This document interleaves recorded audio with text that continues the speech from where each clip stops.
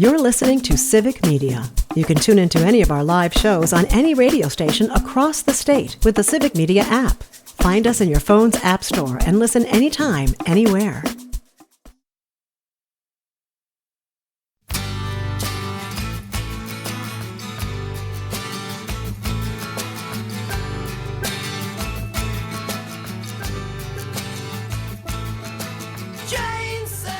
Good morning, and welcome to Matenaer on Air. Jane Matenaer, Greg Bach, Calvin Butenoff, coming to you live from our studio at Radio Park in Racine. You can always join us, call or text.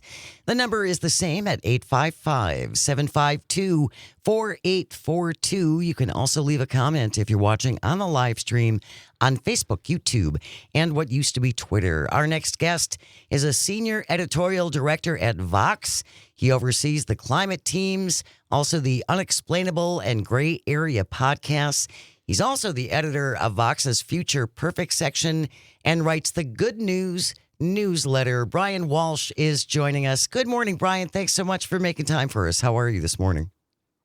Oh, I'm great. Thank you very much. Absolutely. Brian, we saw this article that you did, and we talk a lot about this. We've talked about this off the air and about why we are so drawn as a human species to bad news. There is something within us that's what generates clicks. We have entire media ecosystems that are based on creating outrage, and it works. What is it about bad news that we love so much? I think what it is about bad news is that it starts with a few levels. One is inside us. I think human beings, maybe go all the way back in evolution here, we are almost trained to identify threats, identify bad things, because for a very long time, we lived in an environment where something bad could have very catastrophic consequences for you quite immediately. And so if you weren't pegged to that, if you weren't looking for that, you might not last very long. So you have that to begin with. And then I think, when it comes to the audience more on a whole, I think this has been something demonstrated. Like, you can literally see studies that say if you give people a headline that's positive, if you give people a headline that's negative, they are more likely to click on the negative. I think hitting into that physiological reaction almost. In fact, like, we really know that's the case. It activates us, and we see that in our social media. We see that in our media, and then the media itself, responds to that. I think for one thing, we do respond to what the audience does, and so if the audience is more likely to respond to bad news, that's something we're more likely to report to it. But also, it's something we're trained to do as well. Like, we are out there looking for what's going wrong in the world. In fact, if anything, that's a definition of news. It's what's going on in the world that's going badly. So put all that together, and you have a self-reinforcing ecosystem that just emphasizes the negative and really especially ignores longer-term, under-the-radar positive trends, just because they're not changing much from day to day. So they're not really activating us, and we end up missing them because they're not getting reported on and they're not getting read about. If you're just joining us, Brian Walsh is our guest. He's the senior editorial director for Vox.com. And we're just talking about what it is about humanity that we love bad news so much. We were joking before we came on the air, Brian, about if you go on vacation and you come back and you say, our vacation was perfect, that's the end of the story, right? You want to tell the story about we couldn't find where to drop off the car, so we missed the ferry and we were 5 hours late, right? Those are the things that we share. Those are the things that make stories. Exactly. I mean, like, think of it like airplane travel, right? I mean, it's not much of a story if you got in the airplane, it took off, it landed, you got there more or less on time. Right. It's a story if it goes bad, if it gets delayed, and it's obviously a horrible story if something goes wrong. Of course, that's a great example of something that has improved quite a lot. Maybe not necessarily the getting there on time part, but definitely the safety part. I mean, air travel is so much more safer than it used to be a few decades ago. But again, that's not something we really think about. Right. We just sort of notice when it's going wrong. We notice when it's going catastrophically wrong, but we don't notice the day in, day out. Hey, wow, I can get in a plane and travel across the country in the same day and be totally fine. I also feel like that type of situation is also connective tissue for people, because if I'm sitting at a coffee table with you, Brian, and I say I had a terrible flight, then you can say, oh my God, me too. And then all of a sudden it's a 45-minute conversation on how how our flights were terrible, how things have changed, how everything is bad. And I remember the old days and like that. But if and as you said, if I just said, oh, I went to Toronto last week, the flight was good, Toronto's beautiful, had some poutine, had some sushi, came home, then it's like 45 minutes of silence because like, what are we going to talk about next? And do you feel like that translates to the news because that's who we are as people, or is the news or how we gather information from, say, whether it's traditional news sources or from online, it has influenced us and how we communicate with each other? Well, first of all, I hope you had the poutine and the sushi in separate meals. Although I don't know. Don't tell me how to live my life, Brian. I would not dare to tell anyone in Wisconsin or Canada how they should eat the poutine. But I think, I do think there's an element here where you identified something which is commiseration. And that is definitely true that we human beings, like we like to sort of reinforce each other's negative stories. In fact, in some ways, that's probably like a social bonding thing. Yes. I'm in Philadelphia. I'm from Philadelphia. And so I'm a big Philadelphia Eagles fan. We have an amazing ability to, even when things are good and you're winning, to find many, many, many terrible things about that. I'm sure other sports fans have the same experience, but we're just particularly known for it. But I also think when it comes to the sort of media ecosystem we're talking about, new kinds of media, social media especially, that's really has a negative inflection. And that's because I think you have a really tight feedback between people who are putting out stuff, seeing what the reaction is, and then shaping themselves to fit it. Yes. Other media companies like myself, like Vox, others, we sort of learn from that to a certain extent. But really in social media, you see it, you get the feedback right away. And there's an easy way to sort of get people's attention by either saying something is awful or going after someone. And it just, even though like no one likes actually being in that negative mindset, I think it's not a pleasant one. For some reason, it's something we can't seem to break out of, in part because we get a lot of reinforcement from the side that it's actually working. Right, exactly. So if I'm a social media influencer and I come out with a negative story and that generates a whole bunch of clicks for me, I'm going to give you more of that. Mm-hmm. Exactly. Yeah. And you will see that and you will benefit from it, and it will just keep going and going. And the problem is then it becomes almost like a downward spiral race to the bottom in terms of who can have the more negative attitude towards something, who can be nastier online. And next thing you know, you basically have the social media ecosystem that we all, love and enjoy today. Yeah. Well, and I think there's also another component to that it's not new, but it's so much more I don't know what the exact word to use would be, but it's not just about reading the news story or watching the video, but now everybody can throw my comment into the vacuum that is this video, this social media platform. And we don't want to just throw those comments in for the moment. We want people to click like the comment. We want people to say, you're wrong. So I can say, well, you're stupid. And it doesn't help it never helps the conversation. It's a circular argument. Yeah. And so like, it just feeds more and more to this thing of like, and of course, Brian, I'm right. Of course, my comments are right. You talk about the Eagles, Milwaukee Brewers fans are very good at looking at the bestest situations and saying, how will we mess this up? And all of my opinions are right. But I think that's another aspect to it. It's not just the negative news story, or as you put in the article, the bias towards negative news stories, but it's the fact that now we can become our own little pundits and reinforce that and keep that inner rage going. And I ask the question to all of you, any listeners, to Brian, to Jane, to Calvin, what does that help us as a people, as a human, when we do things like that? I don't think it's much, but it's where we're at. Yeah, I don't think it helps much at all, really. I mean, it doesn't help in the sense of, let's say you actually want to change something for the better.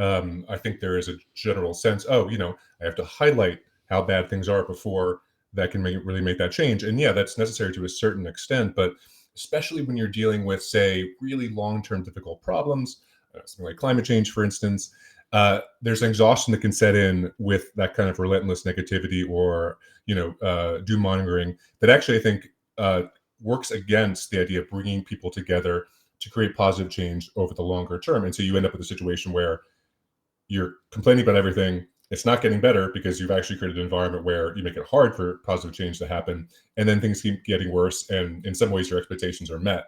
But the problem is you still are in a world where we could be making better change, and yet we hold ourselves back because we literally can't even recognize when good things are happening.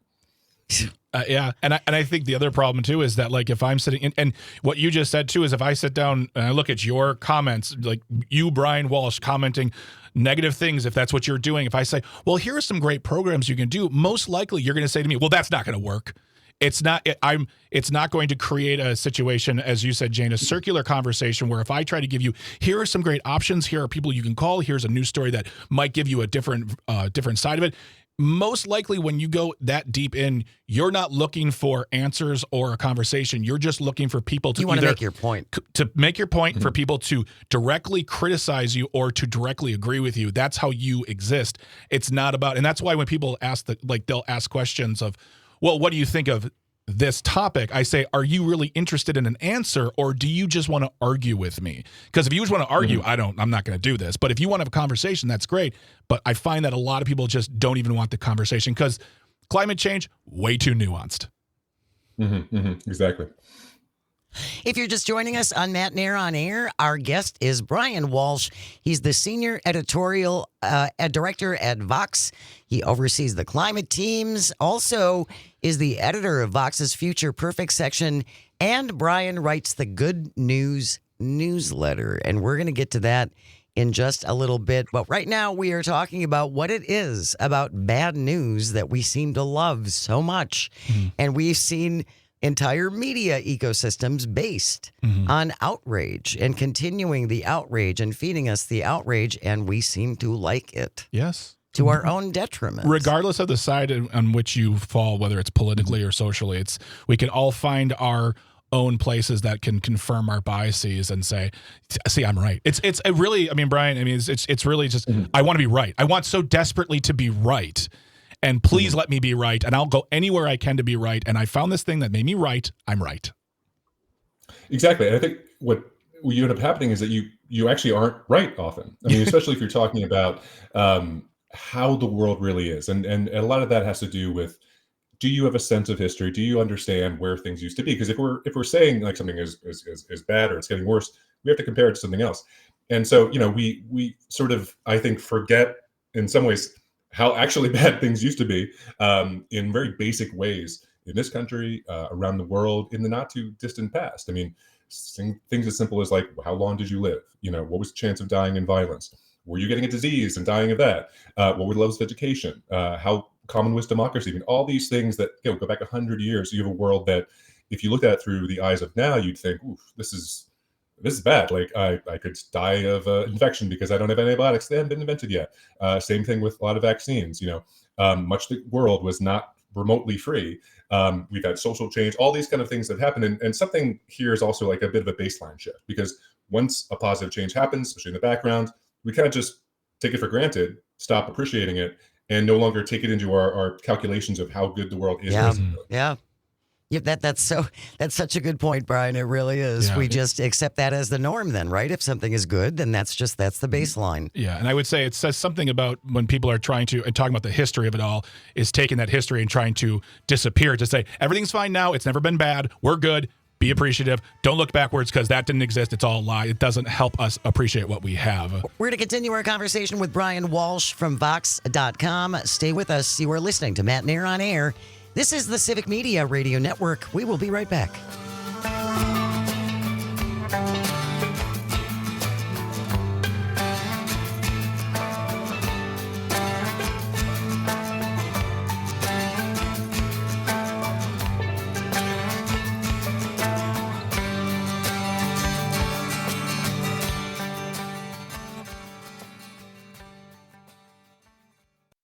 You're listening to Civic Media. Stay up to date on the latest news and information for your local community and Wisconsin by signing up for our free email newsletter. Visit civicmedia.us/email to get started.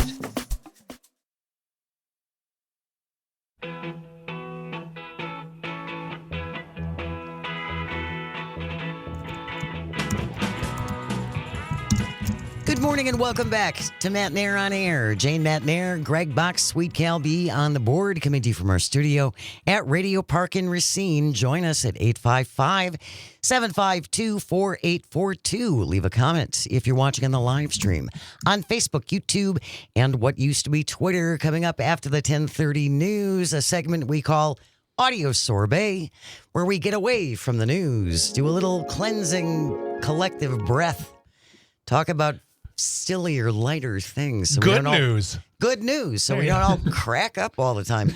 Our guest is Brian Walsh from Vox.com, and he has a great article called We're All Drawn to Bad News. Here is how to fight it. I guess, Brian, what you just heard, our little audio sorbet segment, that's one way that we try to fight it and find something amusing or lighthearted or silly to talk about for a change. I think that's a great way to do it. I mean, I think, it's funny. Like I'm literally someone who has spent 24 or 5 years now as a professional journalist. And I've seen, I mentioned social media, like in some ways, all of us are involved in the process of this now. And I have to say, maybe sometimes it's good to tune out. I mean, it's not exactly in my self-interest, I have to say. Right. And yet when you really think about it, I mean, there's something weird about the fact that the news stays always the same, which I mean, like there's always about the same amount of it. And while surely there are very important things that happen and less important things, I don't think people have to get really locked into everything all the time, especially if it has a really negative impact on their mood. I really think, like, even though it might make you think it's part of being a good citizen, it's good to step back. It's good to, to encourage other parts of your life. You will be better off for it. So, you could read less news, not on Vox.com, but otherwise. Ignore the other ones. Just subscribe to Vox. You include this statistic in your article, the fact that 3 million people flew in and out of U.S. airports and none of them died in an accident. That's not news, while a single crash most definitely is. Right. We don't hear that every day. Day 427 of no fatal crashes. We don't do that. No, we don't, and that really falls down to the media. I mean, it's not something we report on. The term, what is it? A dog bites man story. Yes. I mean, what that means basically is like, yeah, no kidding, that there's actually zero surprise in that. So why would I report on it? Well, we've now gotten to a point where the fact that planes are flying all the time, incredibly safe, is a dog bites man story. So why would you report on it? But there's a lot of other things like that too. I think, the fact that we've seen child mortality around the world declined so sharply over the last 25 years, the fact that we've seen, global poverty fall as well, the fact that even here in this country, like, we continue to see economic growth. I mean, it has a lot of imperfections, but it's a system that in some ways has been working better, I think, than we realize. But again, like, we're not looking at the stuff that is just like 2% better, 2% better, 2% better every year. We're looking for the things that are surprising. Those are the things that get your attention. And often surprising and bad, that's like gold when it comes to getting eyeballs. I think another thing too you spoke about when we came back was, the taking in all of the information as much as, and the three of us, our business is being educated on what's going on in for us, Wisconsin, and the world. For you, it's all over the world. But I think that also there's a cachet now that if you're not up to every single news story, you somehow can be seen as ill-informed, when it's almost impossible because there's too much news. People have lives, and you should give yourself grace in saying, all right, here are the things that I believe in, or here are the things that I really want to be involved in. Be up to speed on that. But there's no special jacket you're given for knowing all the news all the time and having a nuanced opinion. So give yourself a little break on maybe not knowing some things, because it's okay. You can find it out, but it's not necessary to be cool. You mean I'm not going to get a pin? You'll get. There's no pin involved? I'll give you. Fine. I'll give you a pin. You keep on bringing up the pin. All right, fine. Brian Walsh. Maybe a tote bag of some sort. A tote would be. I love a good. You know what you can put in tote bags? I know I know too much news tote. That would be great.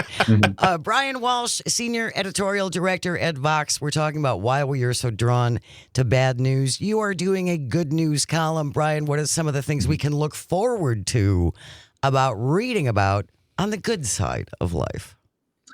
Yes. Well, I mean, it really varies from, there's a lot I do that's in really amazing stories around medical research that you hear about, really exciting things, and something like being able to gene edit infants to cure diseases. So I love to focus on that.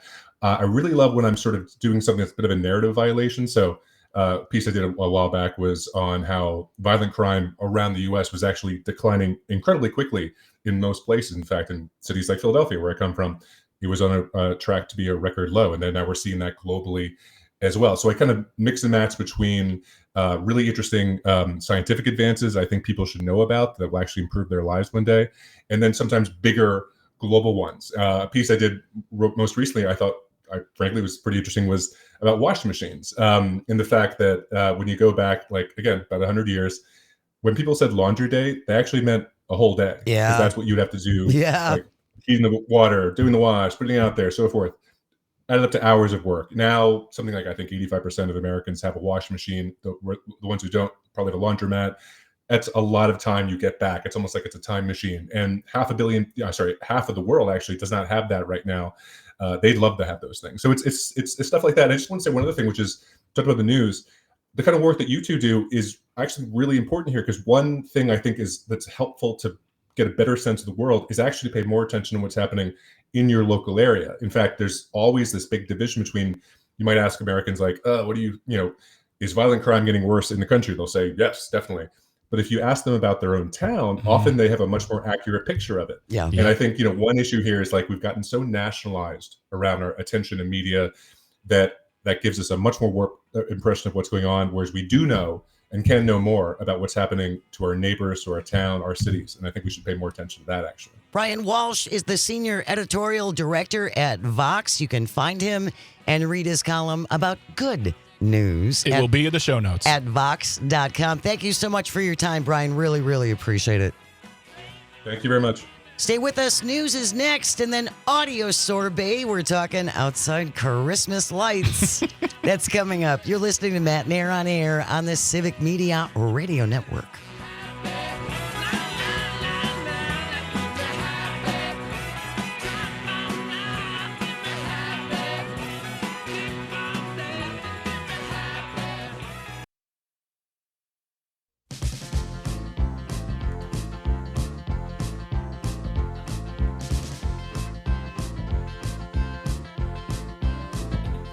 Good morning. Welcome back to Matenaer on Air. Jane Matenaer, Greg Bach, Dr. Slide on the board, coming to you from our studio at Radio Park in Racine, where you can join us. 855-752-4842. You can also leave a comment if you're watching on the live stream on Facebook, YouTube, and what used to be Twitter. We are welcoming and so happy to have him back in studio with us. Paul Trevian from the Holiday Folk Fair is here for our audio sorbet segment, where we get away from the news and talk about lighter, more pleasant things. Good to see you again, Paul. Thanks so much for coming down here. Yeah. Holiday Folk Fair kicks off on Friday. This is happening at the Expo Center at State Fair Park in West Dallas.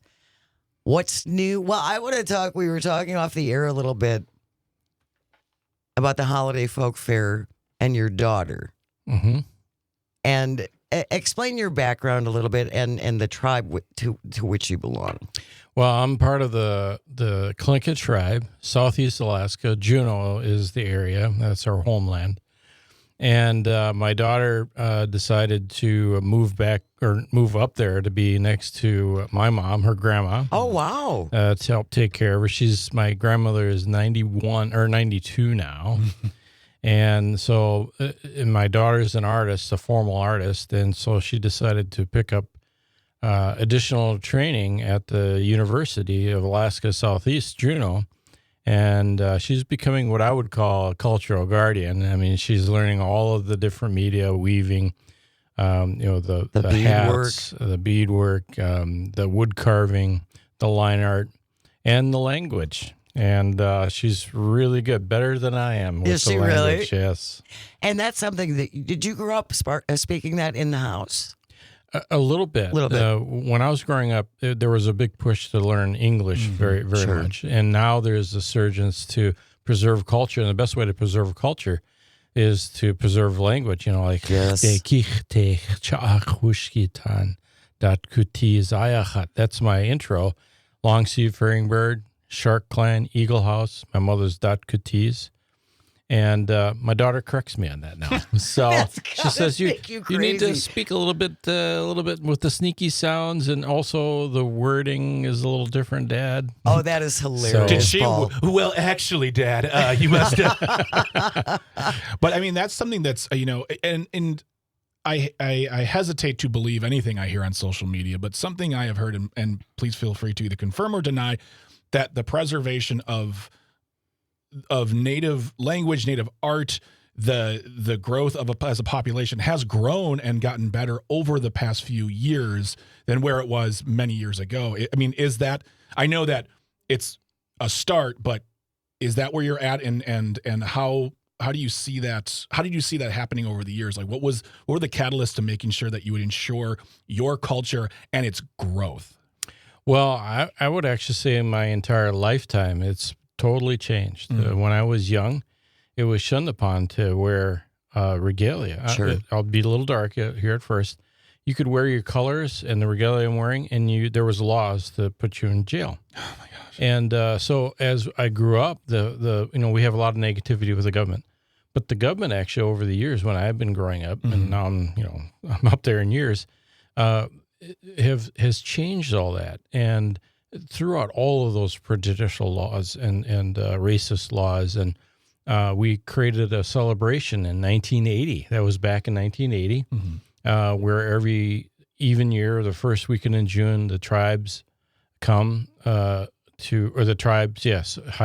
Tlingit, Simpson, and then Pacific Islanders come to Alaska to celebrate the culture. Song, dance, storytelling, show off regalia. We cordon off a street and have a little parade, and it's just absolutely wonderful. So we feel free to express ourselves.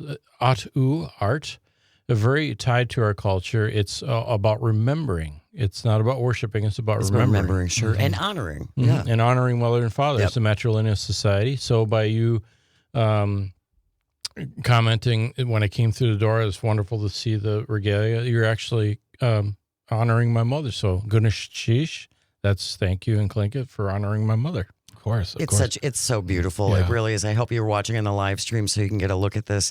Paul Trebian is here from the Holiday Folk Fair, which kicks off this Friday at the Expo Center in West Dallas. For Friday from 2 to 9, Saturday from 10 to 9, and Sunday from 10 to 6. What are some of the new things that are going to be here this year? Well, we always try to have some familiarity. So the layout is the same and whatnot. And many of the culture groups are repeats, which is wonderful. They're very professional, good song and dance. But we do have a professional group coming from Poland, and we also have another group coming from Utah. And so be on the lookout for them. We have some new food booths that I can't remember off the top of my head. There's so many. There are many food lots of food. Heck, bring Come with an empty stomach. Bring an appetite because you're gonna need it. Yeah, the struggle is real. My biggest problem is going to be resisting all the desserts. I love anything chocolate. Yeah. Well, and you have food demonstrations, and Saturday you can learn how to make dill pickle soup. Which day that? That is Saturday, 11 a.m. There we go. Polish Center. He's from the Polish Center. Dill pickle soup. There we go. You can kolaches, Treviso, and troublemakers. All kinds of stuff going on. We will include a link in our show notes to the Holiday Folk Fair if you want to check out some of the things that are going to be available. A couple of years ago, my sister and I went specifically to see some of the dance. It's fantastic just because it's like a little sampler plate of all these different cultures. And the music is so different, and the interpretation is so different, and the costuming and everything. It's a really wonderful exposure to all these different cultures. With all the strife and everything that we're feeling, it's a great place to come to release all that, discover who you are, discover other cultures, who they are, discover the similarities, find out what the differences are, and then at the big leap is to celebrate our differences. It makes us richer, fuller, solves more problems, and it starts with who we are, our identity. So I couldn't agree with you more on that. I think about that topic so much in today's society. I feel like if and I'm going to stick to America. If we as Americans really looked at where we come from, who are not just our relatives are, but our ancestors, their struggle when they came here to America, their struggle from where they came from. If we looked at those things, if we looked at and then looked at our art and our music and our dance and our food and the way families celebrate each other and the way families take care of each other, I feel like you have this great patchwork to come together and say, oh, we're kind of all in this together. And we all, to a certain extent, have similar stories to an extent, which should breed empathy and breed commonality and the desire to come together and say, I don't know your life story, but I know my story, and I know that my family went through struggles. You did. Let's try to do something together, and then also let's eat some great food. You know, I think the holiday folk fair, while being a great time to celebrate and have a good time, can also give you self-reflection on where do you come from, how much do you know about your history, and when you do find out, how can you apply that to being I don't want to say a better person, but being just a more empathetic, contributing more. Well, and it's about the connectivity between all of us, right? Mm-hmm. Because we have a lot of a lot more common threads than our politics would like us to believe. I think that you can discover ways where this commonality can solve some of that inner angst that we all have, of the division that we experience at some point in time. To know that we can do things together and we can celebrate together. And like you said, the dance with all the traditional dress, there's so much meaning behind each stitch that they have in their dress. Yes. And the steps that they take and the music they have. And the theme this year is, celebrate the culture of traditional music. So hopefully we'll be able to show off instruments. And I think it's a great place to say, you know what, I think I'm going to try to pick that up. It's part of my culture. Yeah. Never too late to learn things. Absolutely. I absolutely Knowledge is agree. power. Yep. It's good for you. I'm just looking at the list of all the different food that you can get there. It's a long list. You can check out things Afghani, Burmese, Chinese, Croatian, Czech, Donnerschwaben. German? It's wonderful. Is it? Every that's one of the reasons why you should come each day, because there's so much food to experience. Yeah. And then Donna so much Schwaben has dance. assorted cookies, assorted torts, and apple and cherry strudels. Paul's Strudels. downfall, the dessert. Ethiopian, Filipino, French, Hmong, Indian, Irish, Italian, Japanese, Rohingya, which was new just within the last couple of years, Senegalese, South Korean, Thai, Ugandan, and Ukrainian. So there's something for everybody to eat. I can't speak to all of those cuisines, but I can tell you that your life will be much richer and much better when you get Ethiopian food in your life. It is so delicious. And also, if you go to a real Ethiopian restaurant, it's all about family. You sit down together, you eat as more a of a family communal meal. Jenny on the live stream says something that's very close to my heart, because this is what happened for me as well. I remember going to it as a little girl on a field trip and loved the folk fair. Does the event still hand out passports to get stamped at each destination? That's what we did as a kid. That was a yearly field trip, was coming to the folk fair in Milwaukee. Yes, we do. You do? Yes, we do. And I like how they're printed out. They're very nice. Yeah. Yeah, that is something that's so special. I love it when Education Day comes about, and I think it's real important for our young ones to learn about where they have come from. Yeah. Because it helps them deal with the present, and also when you draw a line between the past and the present, an action from the past, action in the present, it gives you a direction. Now you don't have to worry about, what am I going to do? You look at that value that you find, and it helps you find direction. Yeah. Paul Trebian is here from the Holiday Folk Fair, which kicks off this Friday at the Expo Center at State Fair Park in West Dallas. Just a couple of minutes left. What do kids ask you? I'm just really curious. What do they ask you about your regalia when they see you? Oh, well, the first question I usually get is like, where did you get it? And Can I get that on Amazon? Right. and I go, well, I got this from my mother in Alaska. She made it for me. Oh, your mother made it.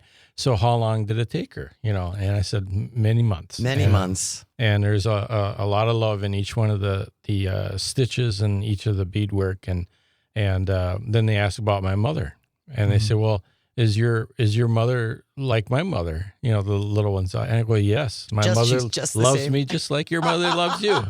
And she scolded me too. Yes, Right? that's right. Do the dishes. Listen up to your your daughter. clothes. She's trying to help you with the pronunciations. That's right. Yeah. Check out the Holiday Folk Fair. It is a wonderful, wonderful family tradition in southeastern Wisconsin. Again, happening at the Expo Center at State Fair Park in West Dallas this Friday from 2 to 9, Saturday 10 a.m. to 9 p.m., Sunday 10 a.m. to 6 p.m. What are ticket prices? Oh, they're 13, but you can go on folkfair.org and you can get advance prices, and then you can also get it at the door. So We will include that link in our show notes. Paul Trebian with the Holiday Folk Fair. Thank you so very much, Paul. It's always a delight seeing you. Tell your mother in Alaska that there are 2 fans of her work right here in Wisconsin. We love it. We love seeing it. Love seeing you. Thank you. Yeah. Stay with us. When we return, we'll wrap up the show with this Shouldn't Be a Thing Space Metal Edition. You're listening to Matenaer on Air on the Civic Media Radio Network. We'll be right back. Awesome.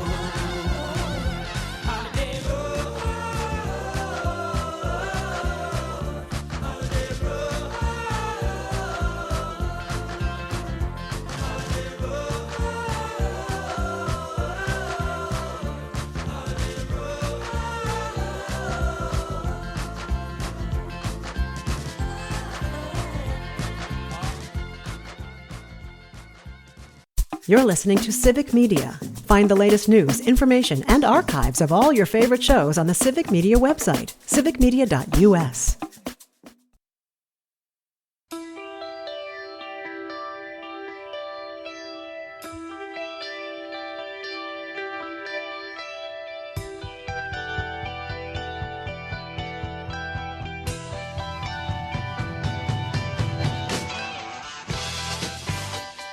Good morning and welcome back to Matenaer on Air. Jane Matenaer, Greg Bach, Sweet Calby on the board, coming to you from our studio at Radio Park in Racine, where you can join us. Call or text at 855-752-4842. Leave a comment if you're watching on the live stream on Facebook, YouTube, and what used to be Twitter. Coming up on the show tomorrow, it is Thursday already, so Jim Santel, host of Amicus, a law review, is going to be joining us after the 9:30 news. And what are we going to talk about, Jane? Oh, there's just a couple things to talk about.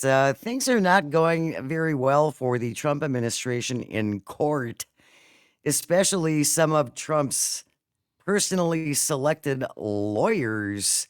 Wow, some of the judges and what they're saying about these attempts by these Trump lawyers, it's pretty astonishing. Jim Santel will join us to break some of that stuff down. We're going to talk all things sports in hour number 2. Paul Noonan will be here from the Acme Packing Company to talk all things sports. So I hope you can join us tomorrow morning for that. Right now, though, it is 10:54 Calvin. That means it's time for This Shouldn't Be a Thing.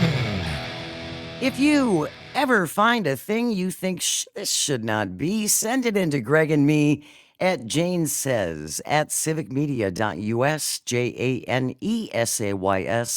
Jane Says at civicmedia.us. This from the Associated Press. Rod McQuirk has the headline. It reads, Australian prisoner sues for his human right to eat Vegemite. Jane, have you ever had Vegemite? No, and I've heard it's very much an acquired taste. I have only heard Australians speak highly of Vegemite. They're the only ones. Mm-hmm. Yeah. Yes, they are by far the only ones. Yeah. This happened in Australia.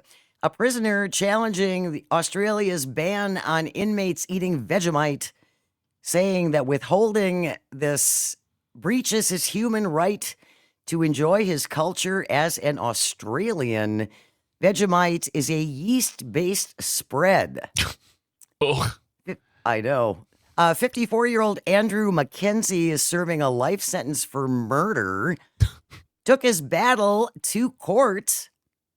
Most Australians revere Vegemite as unfairly maligned More than 80% of Australian households are believed to have a jar of Vegemite in their pantries. Inmates, though, in all 12 prisons in Victoria, Australia, are going without. The case is actually going to go to trial next year. Okay. Couple questions. One, from what I understand, Vegemite is a fairly common foodstuff in Australia. So it surprises me that the prison wouldn't have it. Like I imagine prisons have like butter and condiments. So I don't understand why it wouldn't have Vegemite.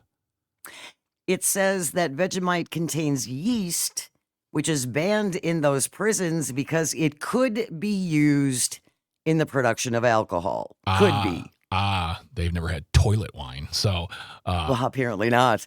The man representing this inmate says that is not possible. He rejects reports that inmates are using Vegemite to brew alcohol. So they say that's not happening, but that's why it's not there. They have banned it from prisons, no Vegemite, since 2006 because it interferes with drug detecting dogs. Inmates used to smear packages of illicit drugs with Vegemite, hoping the smell would distract the dogs. Listen, mate, I just want to put some Vegemite on my toast. I don't want to escape. I'm out of appeals. All I want is to enjoy that wonderful savory spread on my toast in the morning. Please give me my Vegemite. Nice Australian. Nice Thank you very Aussie much. This is the third time we're getting better and better. This is the third Australian Tisbat in 2 weeks, so it's only going to get better or worse, or I should say better or more offensively Australian.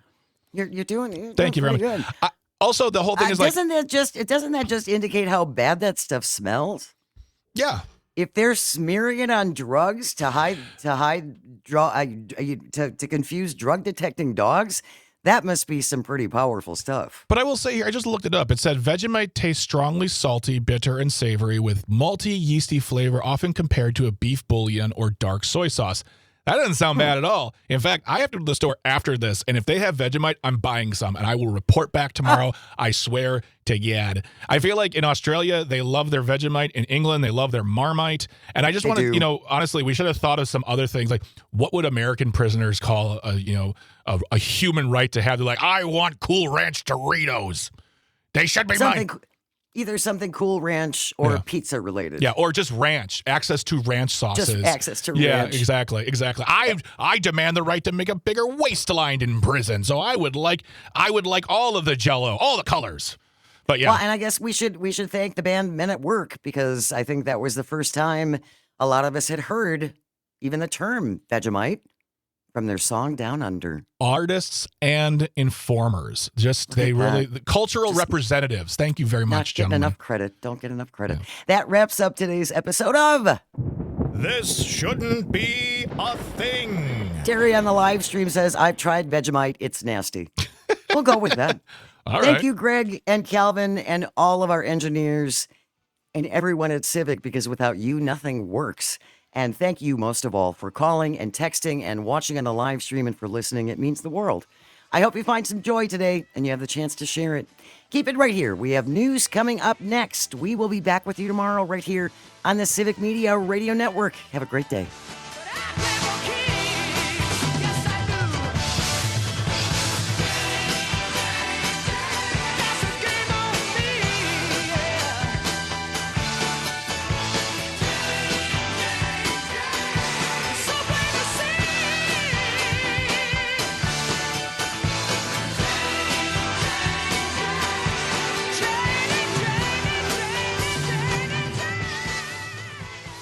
The national news cycle never stops, but it can be hard to find news about your local community. Civic Media is dedicated to providing quality local and state news coverage across Wisconsin. With the Civic Media app, you can get notifications about local stories that matter to you and your community. Find the free Civic Media app in your phone's app store and choose notifications from the menu to tell us what kind of news you want to hear about.